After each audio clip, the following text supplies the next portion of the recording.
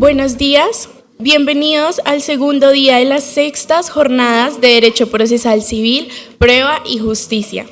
Comenzamos este segundo día con la conferencia titulada La prueba en los procesos de pertenencia y reivindicatorios, a cargo del doctor Henry Sanabria Santos. El doctor Henry Sanabria es docente de la Universidad Externado de Colombia y socio de la firma CMS Rodríguez Azuero. Doctor Sanabria, tiene usted el uso de la palabra hasta por 20 minutos. Muchas gracias, muy buenos días. Un agradecimiento al Departamento de Derecho Procesal de la Universidad Externado de Colombia por el honor que me hacen de estar aquí frente a este público madrugador. Cuando estaba preparando esta conferencia, me di cuenta que el tema escogido es bastante amplio, es bastante extenso, pero no me puedo quejar porque el tema lo escogí yo. Yo escogí de qué iba a hablar, entonces no me puedo quejar, pero vamos a tratar de ser muy esquemáticos, vamos a tratar de ser muy precisos y sobre todo vamos a recordar algunos conceptos que suelen ser básicos, pero que a la gente se le olvidan. Hace poco dicté una conferencia y un querido profesor aquí de la universidad, cuando terminé de dictar la conferencia, me dijo: tu conferencia muy básica, muy elemental, unos conceptos muy... un neuroconferencista de ayer. Y yo me puse a reflexionar y dije, es que a la gente pierde los pleitos porque se le olvidan las cosas básicas y elementales. Se ponen a hablar de una serie de cosas, que de una escuela, que de otra escuela, que los picapiedra, que los no picapiedra, y se les olvida las cosas básicas. Y ahí es donde uno tiene que volver. Bueno, habiéndome echado ese discurso, arranquemos. Muy bien. Se me fue ya 2 minutos. Bien. Aspectos probatorios en el proceso de declaración de pertenencia. Lo primero, ¿por qué tiene uno que arrancar o qué es lo primero que uno prueba en un proceso de declaración de pertenencia? Pues sencillo, que el bien que pretende adquirir es de propiedad privada. Eso es lo primero, porque donde uno no llegue a lograr probar que el bien es de propiedad privada, y ya estamos en un momento que si uno no prueba que es de propiedad privada, le presumen entonces que es de propiedad pública.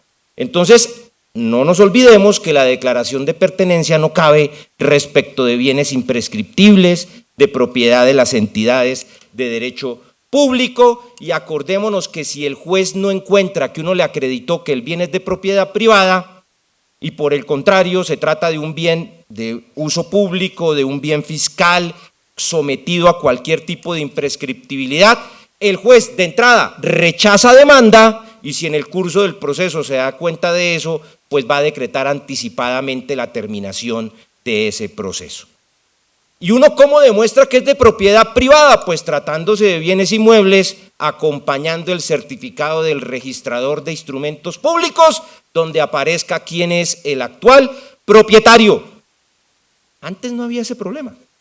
Porque antes ustedes acordarán que el Código de Procedimiento Civil decía, yo tengo que acompañar un certificado que me diga que el bien es de propiedad privada o que no tiene ningún propietario, y en todo caso así cabía la pertenencia. Si yo no pruebo hoy en día que el bien tiene un propietario inscrito, resulta que entonces no logré demostrar que es un bien de propiedad privada. Y aquí entonces recordemos la famosa sentencia SU 288 de 2022 sobre el tema de baldíos, sobre el cual no me quiero meter, porque viene un foro muy importante sobre jurisdicción agraria, que es más, voy a terminar rápido porque estoy que lo escucho, porque creo que sobre eso hay mucho que hablar y mucho que decir, y todavía el país no ha hablado lo que tiene que hablar de ese proyecto de jurisdicción agraria. ¿Y qué pasó con el tema de baldíos? Pues resulta que ahora la propiedad privada de predios rurales yo la tengo que demostrar con el título originario expedido por el Estado, que el Estado me lo adjudicó y que esa cadena de titulación viene perfecta, limpia e ininterrumpida. O lo tengo que probar, anterioridad a 1994, que esa cadena de titulación entre particulares viene bien. Si no, me van a presumir que es baldío, me van a decretar la terminación del proceso de pertenencia, me van a ordenar que me vaya al procedimiento especial agrario del decreto ley 902 de 2017 y, mejor dicho, perdí el pleito. Luego, si uno no arranca un proceso de declaración de pertenencia con el certificado del registrador donde aparezca claramente e ininterrumpidamente la cadena de titulación de particulares, resulta que no cabe la declaración de pertenencia. Bueno, superado ese tema, sobre el cual, insisto, van a hablar los siguientes conferencistas, pues vamos a algo elemental. Así ustedes me digan, tan elemental tu conferencia, pero eso a la gente se le olvida. ¿Uno qué va a probar? El corpus y el animus. El corpus, que detento materialmente el bien en forma pública, pacífica, y lo he ejercido por el tiempo que exige la ley de manera ininterrumpida. Eso que uno pone en todos los procesos de declaración de pertenencia, que pareciera una frase de cajón, posesión pública, pacífica e ininterrumpida, eso tiene su lógica jurídica. Pública, pues porque la posesión clandestina oculta no vale. Pacífica, porque la violenta tampoco vale. E ininterrumpida, porque si la posesión se interrumpió, se suspendió, pues no logré alcanzar el tiempo exigido en la ley. Y el animus, lo veía aquí ayer el doctor Tejero, yo me tengo que comportar como dueño, hacer cosas que solamente hace el dueño y exteriorizar, que los terceros se den cuenta que respecto de ese bien yo me estoy comportando como dueño. Y uno a veces se le olvida leer el Código Civil. Como ahora todo está, ¿qué dice una institución de derecho civil? Miremos una sentencia de la Corte Constitucional, a ver qué dice la Corte Constitucional de posesión. Se les olvida leer el Código Civil, que todavía está vigente, parece que a la gente se le olvidara. Pues el 981 nos dice, pues mire, así se prueba el animus. El ánimo de señor y dueño se prueba por hechos positivos, actuaciones que solamente ejercen aquellos que se comportan como dueños. Y frente a eso, alguna jurisprudencia dice verdaderas expresiones de posesión, actos positivos que, obviamente, dependiendo de la naturaleza del bien, solamente ejercería un dueño. Y ojo, para probar la posesión, pues existe libertad probatoria. Y pues yo que acompañaré testigos, para que la gente, el testigo, vaya al proceso y diga, yo estoy seguro que él es el dueño porque él se comporta como dueño. Documentos. Dijéramos atrás, documentos, la confesión, la declaración de la propia parte y la inspección judicial. El artículo 375 en el numeral 9 dice que uno de los propósitos de la inspección judicial, además de verificar que ahí se estaba la valla, dice, es de encontrar los actos positivos de posesión. Y aquí ayer dijeron una cosa sobre los picapiedras y esas cosas, que ahora resulta que están decretando nulidades de los procesos de declaración de pertenencia porque las inspecciones judiciales se hicieron de manera virtual y no presencial. ¿Y sabe qué es lo más grave? Están decretando esas nulidades de oficio. Las partes van a la inspección judicial, nadie reclama, todo el mundo dice perfecto, a nadie le causa risa que esté con una cámara mirando el inmueble, todo el mundo dice declaro surtida la inspección judicial y cuando llega a segunda instancia están decretando la nulidad, cosa que no me parece. Si todo el mundo estuvo en la inspección judicial, nadie protestó, nadie dijo nada, cualquier nulidad que se hubiera cometido quedó saneada. Y nuevamente incumplo mi promesa de no hablar más de nulidades procesales. Sigamos. Muy bien.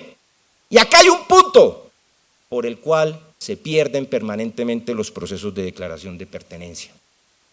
Los actos de mera tolerancia no constituyen posesión. Lo dice el artículo 2520 del Código Civil. ¿Eso qué es? A veces en los procesos de declaración de pertenencia la gente pretende probar el ánimo de señor y dueño porque dice, pues yo construí, pues yo hice las mejoras, pues yo soy el que paga la administración, pues yo soy el que paga los servicios públicos, pues yo es el que le he pintado el bien, el que lo maneja. Pero resulta que en el proceso se da cuenta y le dicen, sí señor, usted es el que ejerce esos actos de posesión, pero porque el dueño se lo permitía. Porque usted era socio de una sociedad y la sociedad se lo permitía, porque usted era comunero y los demás copropietarios se lo permitían, porque su hermano, los dos herederos, porque su hermano lo dejaba, le dijo, sí, claro, usted es el que está llevado, tranquilo, esté ahí en el inmueble, no pasa nada. Y entonces después vienen al proceso de declaración de pertenencia, pretendiendo hacer pasar esos actos de mera tolerancia como si fueran actos de señorío, y frente al cual la jurisprudencia claramente ha dicho, esas relaciones de comunidad, de vecindad, de familiaridad, de benevolencia, de ocasión, esos son actos que el propietario le permite ejercer a quien está ocupando el bien, pero que no constituyen verdaderos actos de señor y dueño. Luego, cuando yo voy a un proceso de declaración de pertenencia, así suene muy elemental, querido Henry, lo que estás diciendo, así suene muy elemental, la gente confunde el ánimo de señor y dueño con los verdaderos, o más bien, los actos de mera tolerancia con los verdaderos actos de dominio. ¿Sí se van dando cuenta que no es el tema tan fácil probatoriamente? Adelante. Muy bien. Se presenta todos los días en los procesos de declaración de pertenencia la suma o agregación de posesiones que está consagrada en los artículos 7, 78 y 25, 21 del Código Civil. ¿Eso qué significa? Que yo puedo agregar a mi posesión la de mi antecesor y sumando dos posesiones alcanzar el tiempo exigido en la ley. Pues entonces se ha dicho que yo tengo que probar el título idóneo que sirva de puente o vínculo sustancial entre el antecesor y el sucesor. Es decir, ¿qué título jurídico singular universal me permite a mí como actual poseedor agregar el tiempo del anterior? ¿En virtud de qué estoy yo llegando al proceso a agregar la posesión de mi antecesor? Además tengo que probar que mi posesión, la mía y la del antecesor, han sido pública, pacífica e ininterrumpida, y que esos actos de posesión, sumados los del anterior poseedor más el mío, dan el tiempo de ley. Y además tengo que probar que mi antecesor me entregó la posesión, porque si no me van a presumir, increíblemente me van a presumir que yo me metí ahí por las malas, que yo ingresé por las malas un acto de despojo. Yo tengo que probar que el anterior poseedor me vendió y me entregó o le sucedí. Y en ese particular, miren lo que dice, ahora que hablamos de estándares probatorios y las escuelas probatorias, miren ustedes que la misma Corte dice, para sumar con éxito las posesiones, la carga probatoria que pesa sobre el prescribiente no es tan simple como parece. O sea, yo tengo que mirar a ver cuánto tiempo fue que estuvo mi antecesor, qué actos de posesión ejerció mi antecesor, los tengo que probar y tengo que probar cómo lo estoy yo adquiriendo. Y dos temas. Antes, cuando yo decía es que quiero agregar a mi posesión la de mi causante, la jurisprudencia durante mucho tiempo exigía que me la hubieran adjudicado en sucesión, la posesión. Hasta que al fin la Corte en el año 2005, imagínense, después de 120 años de jurisprudencia, la Corte dijo, no, si usted adquirió la posesión de su causante, no necesitan habérsela adjudicado en el trabajo de partición, porque entre otras cosas es muy difícil que en un trabajo de partición a veces adjudiquen posesiones. Entonces simplemente basta que usted demuestre que por su condición de heredero entró a poseer.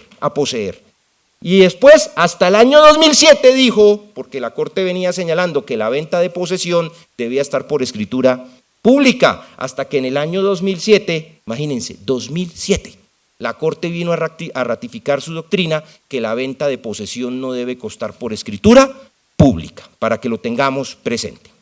Muy bien, el comunero, artículo 375.3. El comunero, acuérdense que el comunero puede pedir prescripción a su favor, pero tiene que ser la prescripción extraordinaria, obvio, porque el comunero por el solo hecho de ser comunero no puede alegar un justo título ni una buena fe, a él ya le tocó la prescripción extraordinaria. Su posesión tiene que consistir además en explotación económica y esa explotación no debe provenir ni de autorización de los demás comuneros, ni de una orden judicial o de una orden de administrador de la comunidad. Por esa razón, miren ustedes lo que dice la Corte. La posesión del comunero exige un esfuerzo demostrativo mayúsculo. ¿Por qué? Porque yo tengo que probar que como comunero estoy ejerciendo los actos de posesión con exclusión. Me levanté, protesté contra los demás comuneros, los excluí y yo estoy ejerciendo esa explotación económica en abierto desconocimiento de los demás condueños, porque si yo no demuestro eso, el juez me va a decir, pues todo comunero, uno de los derechos que tiene cualquier comunero es explotar económicamente el bien. Luego yo tengo que demostrar que ese derecho lo estoy ejerciendo no por ser comunero, sino por los verdaderos actos de posesión frente a los cuales yo me rebelé a los demás copropietarios. Y esta sí que se presenta todos los días, doctores, la cantidad de pleitos de pertenencia que se pierden por esto. El que arranca siendo tenedor y de un momento a otro aparece alegando posesión. Y ahí la Corte sí ha dicho, recordando el 777 del Código Civil, el simple paso del tiempo no muda la mera tenencia en posesión. Es decir, por ser tenedor, el simple paso del tiempo de ser tenedor no me permite a mí volverme poseedor, a menos que yo demuestre que cambió, mutó, se transformó mi calidad de tenedor a la calidad de poseedor. Y miren ustedes lo que dice la Corte. Repito, yo no sé si esto será de la escuela de Girona, de Girón Santander, si esto habrá aquí, o sea, yo no sé eso qué será, pero miren lo que dice la Corte. Existe un esfuerzo mayúsculo. A probar se dijo, ¿en qué momento yo dejé de ser tenedor? Me le rebelé a quien me dio la tenencia, olvidé que era tenedor y empecé a comportarme como un verdadero poseedor. Y lo más importante, eso tiene que ser público. ¿Y quién es el primero que lo tiene que saber? Quien me otorgó la tenencia. Es decir, tiene que haber un hito temporal claramente demostrado en el proceso en donde el tenedor, con conocimiento de todos, incluyendo del propietario, dejó de ser tenedor y empezó a ejercer actos de posesión, como quien dice, porque dejó de pagar arriendo, no por eso se volvió automáticamente poseedor. Bueno, vamos corriendo, hagamos una pausa. Nos vamos ahora a los procesos reivindicatorios, no tengo ni idea cuánto me queda. 4 minutos, no, perfecto. 4 minutos uno puede hacer una cantidad de cosas. Hagamos a ver. Muy bien. Ojo. La acción reivindicatoria. El objeto del proceso reivindicatorio. Uno le pregunta a la mayoría de abogados, ¿cuál es el objeto del proceso reivindicatorio? Pues que me devuelva la cosa. Eso tiene una cosa incluso hasta más romántica. Y es que ese es un proceso donde se enfrenta el derecho de dominio con la posesión. Y uno tiene que mirar a ver cuál prevalece. Si prevalece el derecho de dominio o prevalece la posesión. Y además recordemos que el poseedor llega al proceso con una presunción a su favor. Se presume dueño. Entonces yo con los títulos de adquisición tengo que demostrar que mi derecho de dominio es superior al del poseedor. Y eso sí, rezar para que el poseedor no esté cumpliendo el tiempo exigido en la ley, porque si cumple el tiempo exigido en la ley para adquirir por prescripción, pues esa adquisición por prescripción debe prevalecer sobre los títulos que alega el demandante. Y para nosotros poder entender, nos devolvemos para poder entender cuáles son o cómo pruebo yo, o cuál es el debate probatorio en la acción reivindicatoria, pues uno tiene que encontrar cuáles son los presupuestos de la reivindicación. Pues el derecho de dominio en cabeza del demandante, la posesión material en cabeza del demandado, que se trate de una cosa singular o una porción de la cosa singular, y que además exista identidad entre lo que yo digo soy propietario y entre lo que yo afirmo el poseedor demandado está ejerciendo posesión. Y frente a eso, muy rápidamente, ¿cómo pruebo dominio en cabeza del demandante? durante mucho tiempo se exigía que yo acompañara el proceso, el título y el modo. Las escrituras más el folio de matrícula inmobiliaria, con las escrituras estaba aprobado el título y con el folio de matrícula inmobiliaria estaba aprobado el modo, que era la tradición, supongamos. La jurisprudencia desde hace rato viene diciendo, con el solo certificado del registrador ya está aprobado tanto el título como el modo. Muy bien. Obviamente, si yo acompaño una cadena de títulos, lo dice una sentencia de 1950, si yo acompaño esa cadena de títulos, ojo, esa cadena de títulos tiene que ser anterior a la posesión del demandado para que prevalezca el dominio. Muy bien, ¿cómo pruebo yo la posesión en cabeza del demandado? Nuevamente volvemos a la libertad probatoria, pero como en los procesos reivindicatorios es muy frecuente que el demandado alegue prescripción a su favor. Entonces, al alegar prescripción a su favor, bien sea por excepción, Ley 791 de 2002 o a través de demanda de reconvención, cuando el demandado alega prescripción a su favor, inmediatamente está confesando la posesión y está confesando la identidad de los bienes pretendidos. Muy bien, ¿cómo pruebo yo la identidad? Existe libertad probatoria, pero la misma Corte ha señalado, pues es un tema de mirar los títulos, claro, y para eso en los procesos reivindicatorios es muy importante que se realice la inspección judicial, acompañar la prueba pericial. Una de las cosas buenas, de las pocas cosas buenas que trae ese decreto, ese proyecto de ley de jurisdicción agraria, es que exige que para todos los procesos agrarios sea obligatoria la inspección judicial. Eso me parece maravilloso, porque ¿cómo va a fallar un juez un proceso agrario sin no haber ido a ver ese inmueble? Muy bien, muchísimas gracias.